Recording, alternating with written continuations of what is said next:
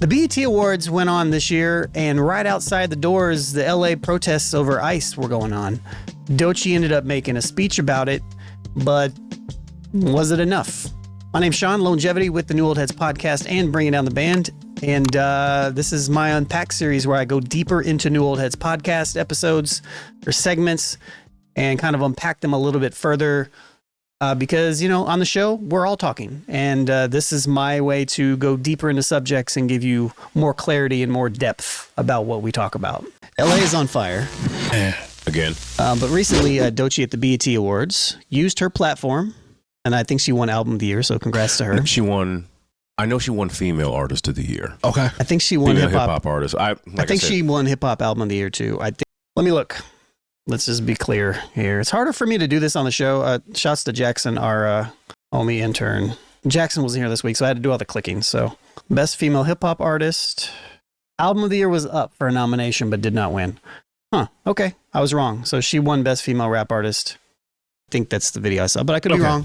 Yeah. Either way, congrats. I don't watch award shows. But yeah, she used her platform at the BET Awards to speak out against the Trump administration and its use of military force and the ICE protests, as she says, literally right outside. So let's watch this little video. I do want to address what's happening right now outside of the building. There are ruthless attacks that are creating fear and chaos in our communities in the name of law and order. Trump is using military forces to stop a protest. And I want y'all to consider all these people that look completely just uninterested. What kind of government it appears to be when every time we exercise our democratic right to protest, the military is deployed against us. What type of government? Yeah, and the military, this time around, I mean, I think we talk about it a little bit here in a second, but this isn't the first time military has been deployed against citizens, but it's about deploying Marines. And by the time this comes out, maybe it has happened. I don't know. We'll see. Government is that. People are being swept up and torn from their families. What is that one activist said? He was like, you got tear gas or something. He's like, yeah, it tastes like fascism. Tear gas tasted like fascism. And I feel it's my responsibility as an artist to use this moment to speak up for all oppressed people. For Black people, for Latino people, for trans people, for the people in Gaza. We all deserve to live in hope and not in fear. And I hope we stand together, my brothers and my sisters, against hate, and we protest against it. Thank you, BET. Doechii. Talk about using your platform. Yeah, I like that, man. A handful of questions here. There's a lot that we can talk about. Obviously there's a lot going on here, but let's talk about the moment versus the movement. So is Doechii's speech, is it a singular powerful moment, or does it signify a renewed, more direct push from hip hop artists against perceived government overreach and authoritarianism, as she kind of suggested? Single moment. You think so? Yes. I want to have more hope. I really do, as far as artists and their ability to affect change. But there's so much noise to cut through. Not only if you're somebody who watches the news, but if you're somebody who's consuming art. Doechii's music, I think, is thoughtful. I think there's room for her to grow, just like there is for any artist. But I feel like what she said there could find its way into her art. I just know that it's so hard for people. A lot of people, they're like, hey, I'm not a politician. I'm just an artist. And I don't begrudge a lot of those people because I don't want them to speak on things that they are not learned about. Right. With that being said, and I agree with what Jay's saying here, we've talked about this in the past. Wouldn't it just be great, though, if people did educate themselves across the board on stuff, though? I don't know. Yeah, I mean, our politicians are kind of goofy anyways, but... because there's some people who are going to find it problematic, that she said anything because they're like, hey, those people are breaking the law, who were sweeping up in these ICE raids. There's going to be people who come for that. I think I said it right here real quick. It's a civil offense. It's like jaywalking. Being here undocumented is a civil offense, not a criminal offense. There's nuance there. There's going to be people civil offense who are upset that she mentioned the trans movement, and then of course, if there was anything particularly brave, it was saying anything about Gaza, because I don't think anybody in entertainment is inclined to say anything about what's going on there. True. So I don't think there's enough of an influence, because I don't think, honestly, capitalism will tell you like, hey, it's best if you keep your mouth shut. That's good for Doechii, but what's good for Doechii is not good for me, struggling artist who does not have an award, who does not have a Grammy, and who does not have a #1 album. I think Jay's right with the moment. He was kind of preaching right there. That's very true. And kudos to her for having the wherewithal and the guts to say it, because a lot of people are being we're in a censorship era where you can't say certain things, and for her to step up there at this platform and do it, as Birdman would say, I respect it. I'm curious to see if there would be, I guess, any ramifications for her professionally post this comment. What comes from this? What does how does the fan base react? How is she perceived? Because her fan base is gonna love it. No, that's actually a good point. Yeah, her fan base is gonna rock with it regardless. You're right, but we know how this goes. Sometimes when somebody jumps out the window per se and says something that's not deemed correct, there's usually ramifications for that. And I think it's also important too. Most of us know what Mike's alluding to here, but like the thing is that she's not saying anything incorrect. Like there's nothing incorrect about what she's saying, but certain people don't want to stir up controversy because there is a ruling class, and a ruling class is typically get the people that aren't rich to turn on each other through irrelevant nature. So I'm very curious to see on a professional level outside of her core, if any of that changes a little bit. Yeah. I mean, I kind of just agree with you guys' points for the most part. I don't see this creating a big movement or people falling in line in order to kind of rage against the machine, because everybody's thing now is to pretty much fall in place anyway. Yeah, there is no raging against the machine. Is you're solidifying your allegiance with political parties now, and people just subscribe to that. Whatever they say goes as a whole. And if you have friends on both sides, or even you look online, whatever this person subscribes to politically, that's the only thing that they agree with. Which is really kind of silly. It's exceptionally silly in the United States of America, because even though the Democratic Party and the Republican Party do have a lot of differences, they really are kind of rooted in the same thing, which is the Democrats and Republicans are capitalists. They kind of want the same thing. Liberals are just a little bit more like, I want to look good while the exploitation and the stuff happens. I want to appear as the good guy. And conservatives are just like, I don't care. And there are differences, don't get me wrong, but like most of the times when I have conversations, deep political conversations with people, even if they disagree with me, the one thing that I notice on a regular basis is just how much commonality we actually have until we get into the conversations about the talking points, like the known talking points, like the propaganda talking points that are spread on Fox News or something like that. If I just talk about the things that are happening, or I just pose specific type of questions and I don't trigger any like buzzwords that have been overly utilized, then usually the conversation goes good until, and I'm going to speak from my angle of a more of a leftist, not a liberal, when I have these type of conversations. When I talk to my conservative family and stuff like that, or conservatives in general, people that have those viewpoints, it's like, we'll agree. And we'll agree in principle on things. But then when it comes down to like specific policy, it is 100% a talking point. It's all that thought is just gone and thrown out. It's like, well, yeah, I agree with all this stuff, but the Republican Party is going to do this. And this is the justification. Same thing with the Democratic Party. And it's fascinating. It's fascinating how deep levels of propaganda have just bellowed into the regular human being. But let's not get too far into that. And I've seen it on both sides, even with this happening, even with the riots or protests going on in LA. They'll be like, well, what about this or what about that? That's why I don't see this being a big movement for anybody. It's just a moment. It's something that she did. We've seen stars do this plenty of times, and it doesn't lead to anything that actually helps aid or support what's actually going on. So, and I think another important piece is like a movement of such is not going to be impactful if it comes from a Democrat or a Republican. It has to come from somebody who is far left of that, which is the ICE movement. It has to, which is the pro-Palestinian movement. It has to come from something that actually wants significant change for embetterment of people. Democrats want to just levelize and keep the status quo. Conservatives want to eliminate a lot of stuff and make it easier for them and harder for others.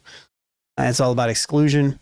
Leftists are a lot more inclusionary, and that's where all these movements come from. So you have to look to artists. I say all this to say you have to look to artists that are leftist in nature, that want to bring revolutionary type change, because that's where the revolutionary change comes from. It's where the Tupac stuff comes from. And those type of artists, it doesn't come from like Democrats and Republicans aren't revolutionaries.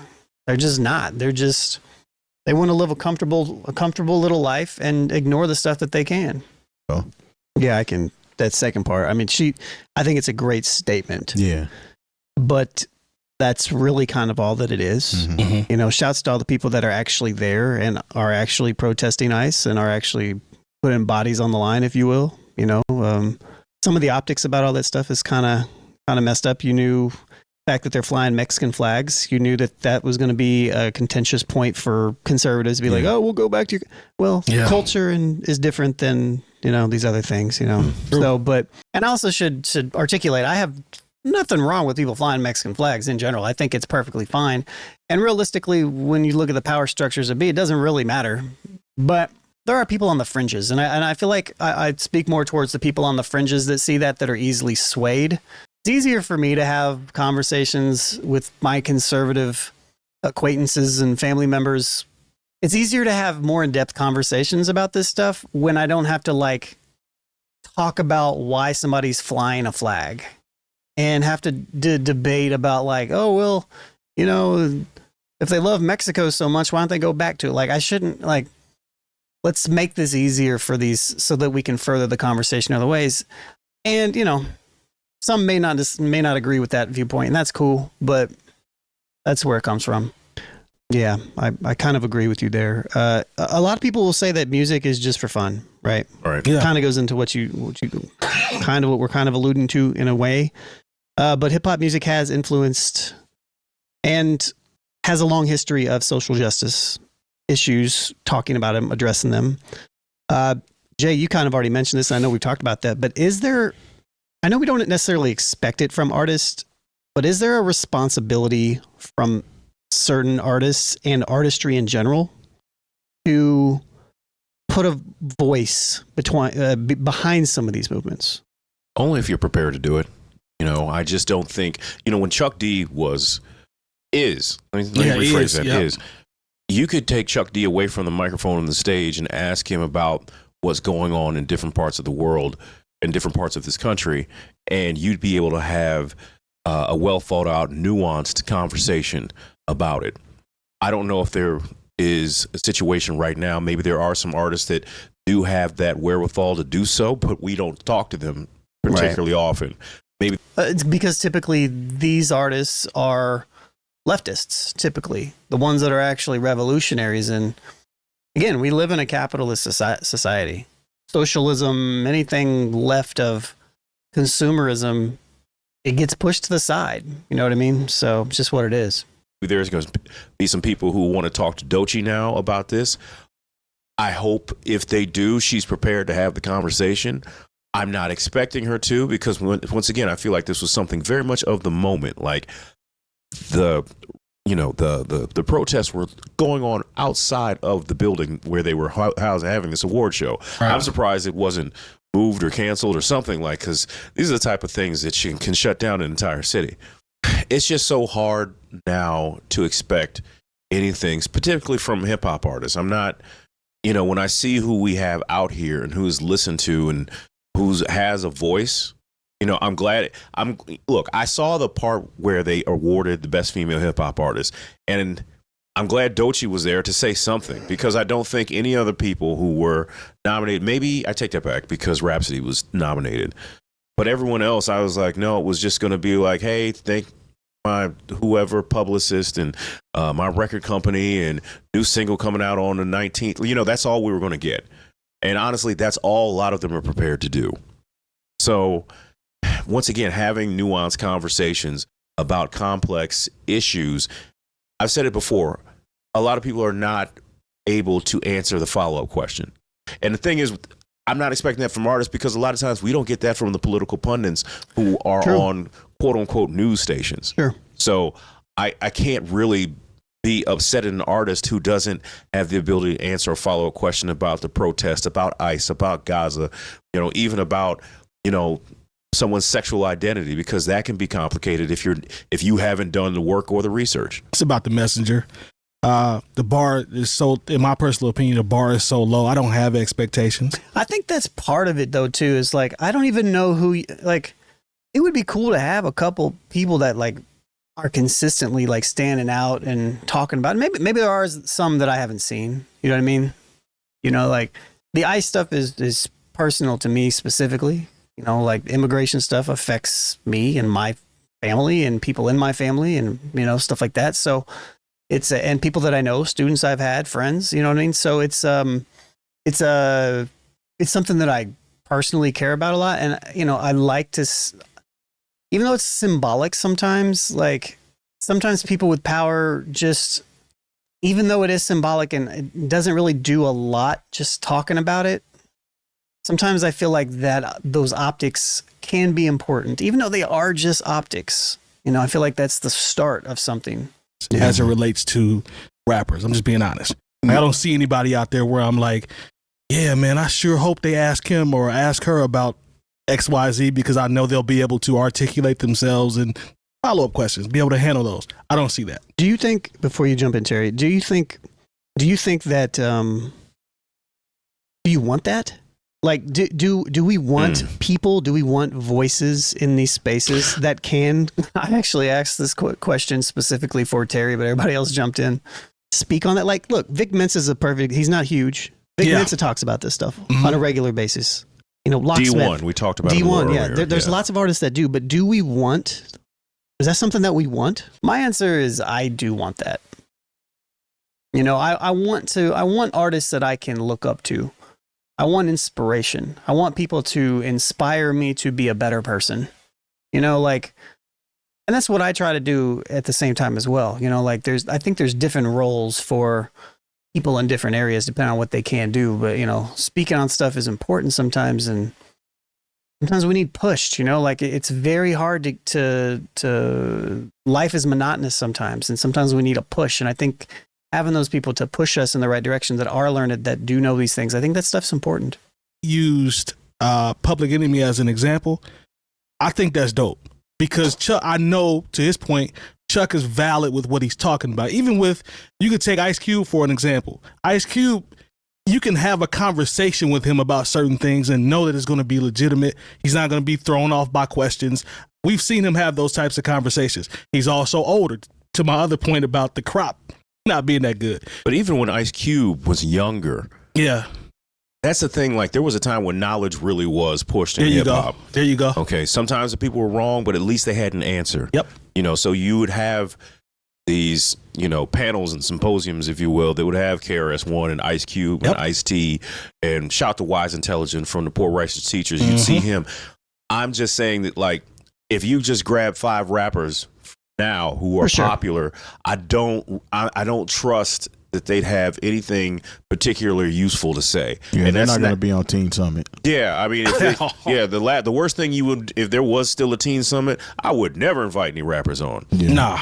Outside of speeches, what is the role, responsibility of artists like Doechii to bring structural, crucial attention to issues that might otherwise be underreported or misunderstood by mainstream media? Is there a role and a responsibility for artists to do that? I know that's a very similar question, but there is some nuance there. It's similar to the previous question, but I mean, I don't like to put the responsibility on an artist unless their heart is really in it. I don't think there's no reason to do it just to do it to get some P's and and gone about your day and say, hey, I made a stance, and Then you're and people like, Then you're like Nancy Pelosi Exactly. kneeling on the X. with Yeah, the kente cloth. Which Yeah, is, Come on, man. I Come think on. that's unnecessary. But again, I don't like the message to stop at what an artist said, and that's what happens when a lot of people consume this. They hear whatever the artist said, and that's all the education they do for themselves. They don't know anything else other than what happened because of what she said.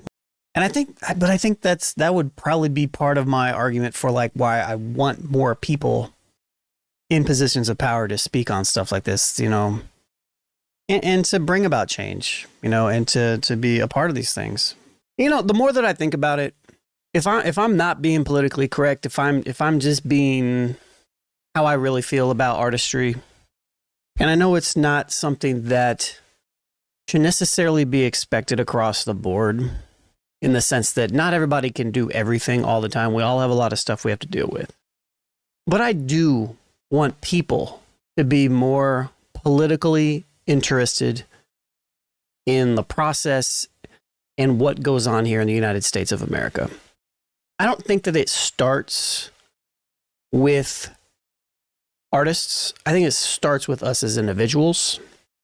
And I think when I brought this question up, it becomes, because I've not always been a super political person, but the older I've gotten, the more that I realize how important that it is for us to be active, for us to be active citizens, active people in our communities, active voices, and all these things. We need to, if we have problems, if we have issues, if we have things that we feel strongly about, we need to organize. We need to be a part of the people that are organizing, and we need to show support and be active in the stuff that, you know, that we feel strongly about. I don't just wish that artists were more active. I wish everybody was more active. We have too much passiveness that goes along with being just a regular citizen, a regular American. And again, I get it because I understand what it's like to just struggle day to day. I understand what it's like to have to deal with stuff that really matters with me personally. But at the same time, I think we need to care more about ourselves. And this is self-care too. And so, yeah, I want more out of artists. I want more out of all of us. So that's how I really feel. And sure, I don't really want artists to come up here and start preaching about stuff they don't really understand, for sure. But I want everybody to be a little bit. What I would love to see is people to actually be a lot more invested and a lot more involved in things of positive change, if they can. Not a lot of people understands the immigration stuff. Again, to Terry's point, a lot of people just stand on one side. It's very easy to look at the immigration stuff and look at it from a human, like an empathetic, sympathetic type of level. And typically those are left-leaning people, liberals and stuff like that. And then there's the law and order people that are on the right. They're like, well, come here the right way. But the thing that's kind of missed a lot of times is that, like, with more, Donald Trump is president and he's a populist, you know? And people that are popular, being learned, talking about things, you know, that stuff matters.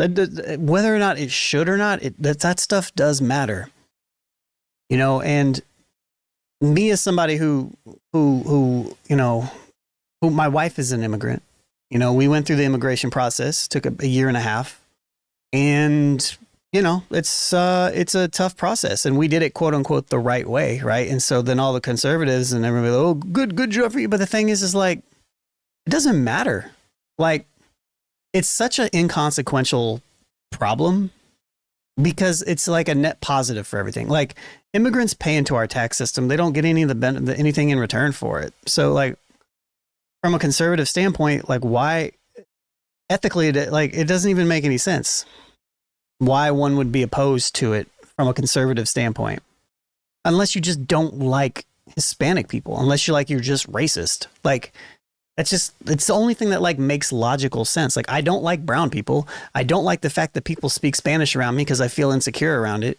I don't want these people to take my job because they work harder than I do. Like stuff like that. It's just like, it's like a spoiled American just bitch, like that's where a lot of this stuff just comes from, and elitism and just racism. It's just racism a lot of times.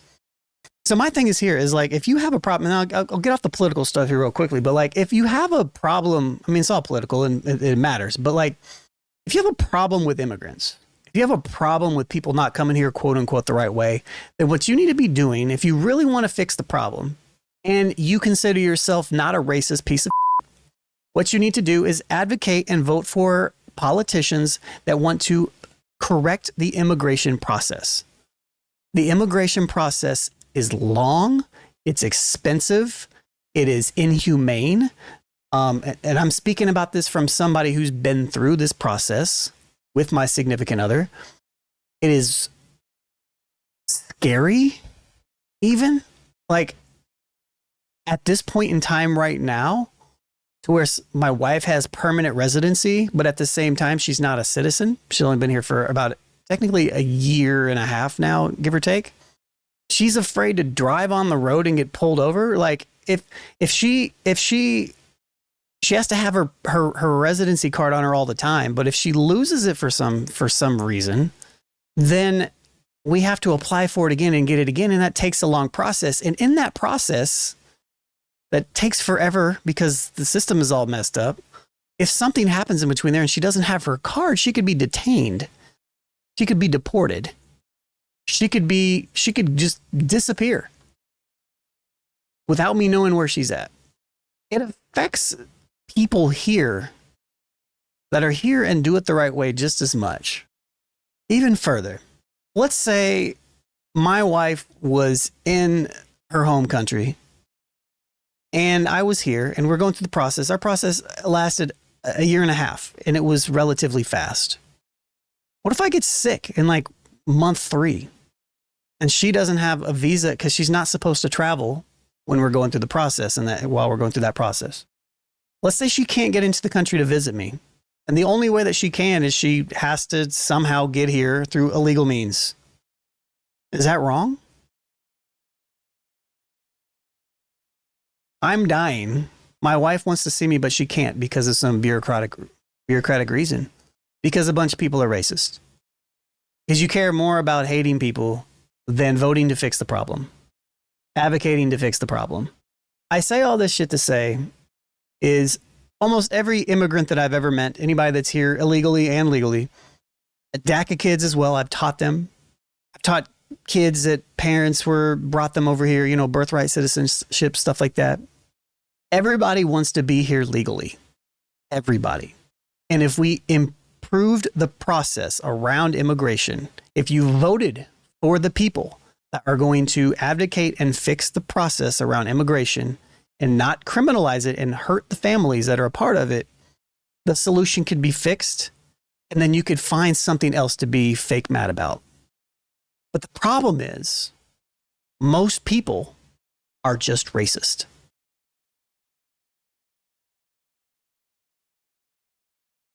It's just what it is. Or they care too much about their allegiance to their party than they do the lives of other people. And I have fundamental issues with this stuff. I cut people off quick. That was personal time, but let's get back to the regular stuff. The immigration process is, I haven't met a single immigrant here that doesn't want to be legal. Everybody wants to be legal. Let's just make the process easier. Let people go through it, and then it'll catch the quote unquote bad guys in the process. That's all we have to do, and make it less expensive. Hire more people around it. It creates more jobs. But people are racist. That's the only logical explanation, is that people are racist. It's crazy that that's the only logical explanation, is that people are racist. People don't like brown people. People don't like people that speak a different language. People are afraid that they're going to take their jobs, but they're okay with white immigrants. It's like, anyways, I'm off my soapbox. Yeah. You know what I'm saying? And I mean, somebody brought up, it's literally going on outside of these awards. That's what she said. If this was as polarizing or affecting these artists as such, they would have not been in this award show. Exactly. There we go. Exactly. There we go. They would have been out on the street Yeah. helping the people that are protesting Yeah. because of what's going on. So that's why it's kind of smoke and mirrors a lot of times. It's liberalism. Like it is liberalism.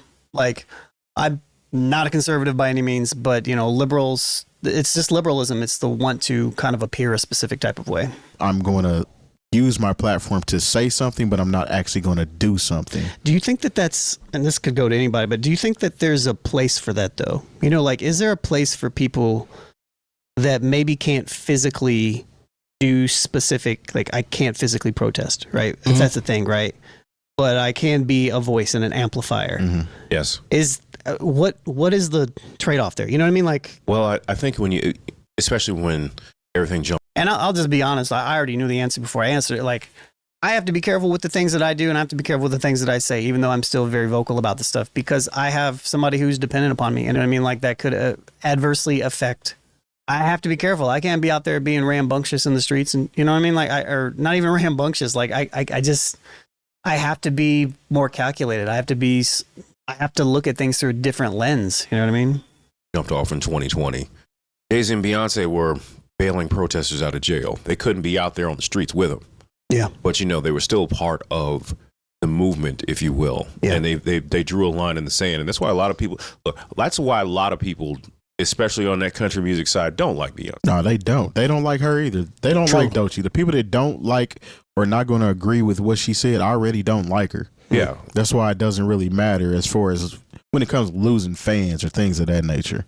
Yeah. So, because they're ways where sometimes a celebrity's attention is all you need. It might be because it might be, if you bring attention to something that affects a lot of people, it might affect you personally. Like let's just say if I became super famous and I decided I wanted to bring a particular level of attention to Alzheimer's disease, is that helping a lot of people? But it's also because it's affected me and my family, to a point where we're going through this way too much. It's just something that's in our family that affects people. But if I am as famous as Jay-Z and I can start fundraising and bringing attention to it, and maybe somewhere in that fundraising there's a cure, at least a treatment, even if I started off because it affects my family, then it helps so many other people.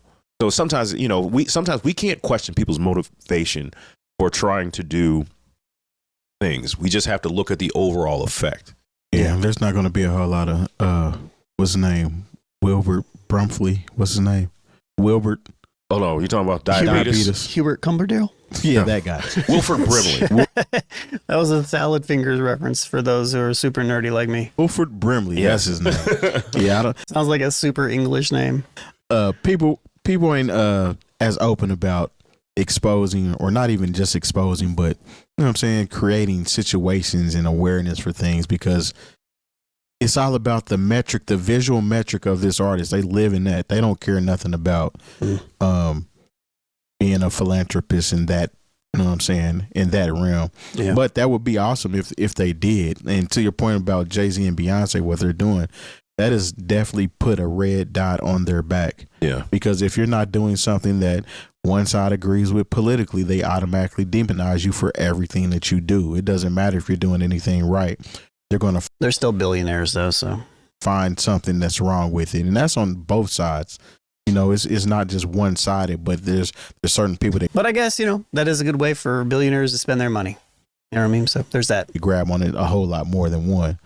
But yeah. And I'm just glad, at least I didn't hear anything about this where everybody else who got up and was like, I want to say something about the protest too. It was like, because they thought they saw Doechii get a whole bunch of applause. Yeah. It's like, let's not be bandwagon about things like this, especially if it seemed like, I don't know, because when you almost see her with the statement that she made, there was almost a little bit of a nervousness until she got into the flow of it. Yeah.